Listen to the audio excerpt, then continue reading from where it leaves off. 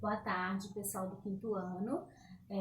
Vamos começar hoje a nossa segunda aula, né, remota. Lembrem-se sempre, fiquem em casa e se precisar sair, só saia se for de máscara, tá certo? Então, como dito na outra aula, hoje eu vou fazer a correção oral da atividade da aula passada. Fiquei muito feliz que todos vocês mandaram a foto da atividade para mim, fizeram bem direitinho. E aí eu vou fazer agora a correção oral. E como eu sempre digo a vocês, prestem bastante atenção na correção oral para tirar todas as dúvidas. Se tiver alguma questão que você errou, não tem problema. Apaga e pega a resposta correta. E se tiver acertado, deixa a sua resposta. E lembrando sempre que não tem problema se você errou alguma questão, pois nós estamos aqui para isso, para aprender. Só se aprende errando, tá certo? E outra coisa, ao final, depois eu vou postar também, junto com a aula, eu vou postar a foto da atividade do meu livro corrigida para que vocês confiram bem direitinho a resposta, tá certo? Vamos começar a correção. Após a correção, iremos ver o último conteúdo para fechar a unidade. A primeira questão dizia assim: observe o desenho e escreva o nome das camadas da Terra. Então, na primeira questão, vocês tinham esse desenho aqui, certo? Aí vocês vão colocar o nome das partes, que são: em cima, no primeiro tracinho, seria a crosta, que é a parte do planeta onde nós pisamos. Lembrem-se disso. O núcleo, que é o centro do planeta, que é aquela parte que é quente, muito, muito quente. E nessa parte embaixo aqui nós temos o manto, que é aquela parte que é quente também e que tem a consistência pastosa. Então essas são as três partes principais do planeta Terra: crosta, núcleo e manto. Então essas são as respostas nessa ordem que eu estou falando. A segunda questão dizia assim: complete o texto. As camadas da Terra são classificadas em três tipos que são divididos de acordo com certos critérios químicos e físicos.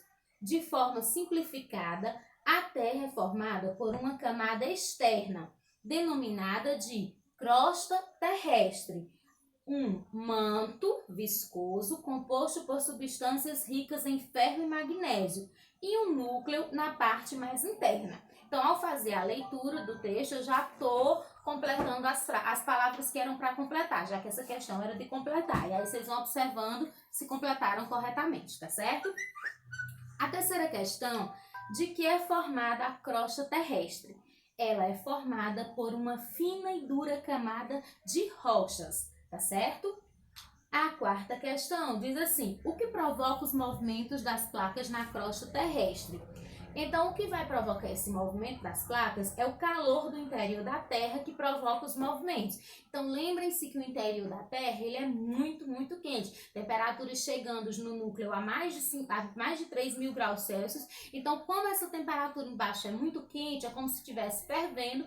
E esse calor faz com que as placas se movimentem. E aí a gente tem os movimentos das placas tectônicas ou placas litosféricas. A quinta questão diz assim: responda com sim ou não. Então eu vou ler e dizer se sim ou não. O primeiro quadrinho diz assim: as placas tectônicas se movimentam na superfície da Terra e interagem de maneira independente, podendo colidir, afastar-se ou deslizar lateralmente. Sim, essa daí está correta. Então você coloca a palavrinha sim.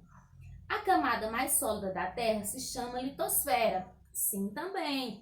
A litosfera só é composta pela crosta terrestre? Não, porque a litosfera ela vai ser composta, além de pela crosta, também pelas rochas e outras estruturas.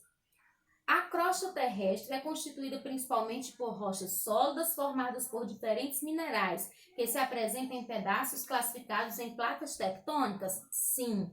As placas tectônicas nunca se movimentam? Não, a gente acabou de falar na outra questão que as placas estão em constante movimento, mesmo que esse movimento não seja tão perceptível. O que são cataclismas? São fenômenos que modificam para sempre a estrutura do ambiente. No vídeo da aula passada, eu expliquei para vocês que quando acontece um terremoto ou um vulcão que modifica drasticamente o ambiente, aí a gente classifica esse fenômeno como um cataclisma, certo? Cite exemplos de cataclismos. Aí nós vamos ter erupção vulcânica, que é quando um vulcão entra em erupção, os terremotos, maremotos, que é quando acontece um terremoto no mar, e aí pode formar as ondas grandes, que são as chamadas de tsunamis. Todos eles são exemplos de cataclismos, tá certo? Quais são as camadas que constituem a atmosfera? Eu falei também na aula passada, que a atmosfera ela tem 5 camadas. Essas camadas são troposfera, estratosfera, mesosfera, termosfera e exosfera, certo? Em conteúdos posteriores, no 6º ano, a gente vai estudar melhor todas essas camadas. A nona, numere corretamente. Aí é para colocar 1 para fator biótico e 2 para fator abiótico. Vamos repassar o que seja cada uma dessas coisas, relembrar novamente. Fator biótico são aqueles fatores que estão relacionados aos seres vivos, a algo que tem vida. Bio vem de vida, então biótico é uma coisa com vida. Fatores abióticos, o A significa não, então não biótico não tem vida. Então, os fatores abióticos são os fatores que estão relacionados aos seres não vivos. Lembrando que a união dos fatores bióticos com os abióticos constitui o que a gente chama de ecossistema, certo? Então, nas rochas você vai colocar o 2, porque são fatores abióticos. As bactérias, biótico, então você coloca o 1. Os mamíferos, biótico também porque são seres vivos, então você coloca o 1. As plantas, coloca 1 também porque as plantas são seres vivos, então fator biótico. A água é um fator abiótico, então você coloca 2. O sol também é abiótico, então você coloca o 2. Então a sequência fica 2, 1, 1 e do outro lado 1, 2, 2. O que compreende a biosfera? A biosfera compreende a parte da Terra onde há vida, ou seja, a biosfera é toda e qualquer região do planeta onde exista vida, como eu falei no vídeo da aula passada.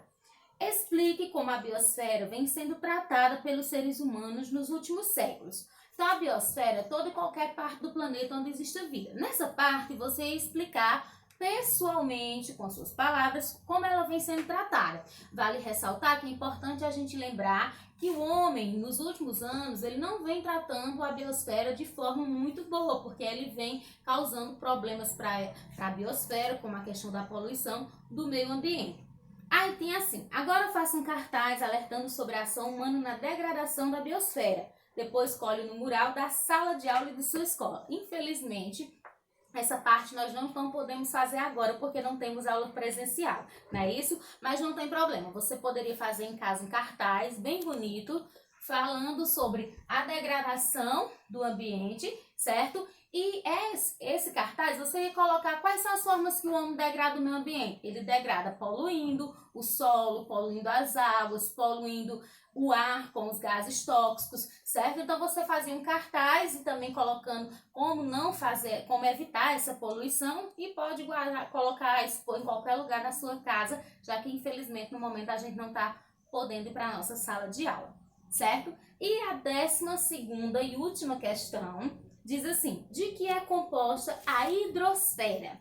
A hidrosfera é composta por toda a água encontrada no nosso planeta. Então, a hidrosfera é a camada de água do planeta. Lembrando que essa água se encontra em 3 estados físicos. Sólido, que é a água que está congelada, né? Líquido, que é a água que está nos rios, mares e lagos, e gasosa, que é a água que está na forma de vapor, constituindo as nuvens e presente no ar que respiramos. Então, essa foi a nossa correção oral da nossa atividade, certo? Lembrem-se que eu vou postar também a foto da atividade para vocês conferirem bem direitinho a atividade de vocês. E agora nós vamos iniciar o último assunto dessa unidade para fecharmos o conteúdo. Nós vamos iniciar falando do universo e seus movimentos.